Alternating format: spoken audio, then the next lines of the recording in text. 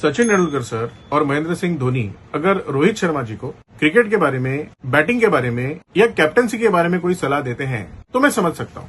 लेकिन अगर Sachin Tendulkar sir, Mahendra Singh Dhoni, with due respect to them, अगर रोहित शर्मा को रिटायरमेंट प्लानिंग के बारे में, फाइनेंशियल प्लानिंग के बारे में और म्यूचुअल फंड के बारे में कोई सलाह दे रहे हैं तो मेरे मान्यता से ये गलत है। आजकल सड़क के ऊपर जाते जाते हमें बहुत सारे बिल बोर्ड्स दिखते हैं जहां पे बड़े बड़े अक्षरों में लिखा रहता है रिटायरमेंट के लिए म्यूचुअल फंड का एसआईपी सही है, और ऊपर सचिन तेंदुलकर सर और महेंद्र सिंह धोनी रोहित शर्मा को समझाते हुए दिख रहे हैं। ये उनका प्रोफेशन नहीं है। उसके लिए एलआईसी एजेंट्स हैं, म्यूचुअल फंड के एजेंट्स हैं, फाइनेंशियल प्लानर्स हैं। अब मैं ये जानता हूं कि वो तो सिर्फ एक्टिंग कर रहे हैं। अब ऐसे में मेरे मन में एक सवाल आता है, इतने बड़े बड़े महंगे स्पोर्ट्स सेलिब्रिटीज को लेके ये प्रोपोगंडा करने की जरूरत क्या है कि म्यूचुअल फंड सही है। जब आप बोलते हो कि म्यूचुअल फंड सही है, इसका मतलब क्या गोल्ड में इन्वेस्ट करना गलत है, प्रॉपर्टी में इन्वेस्ट करना गलत है, एलआईसी में इन्वेस्ट करना गलत है?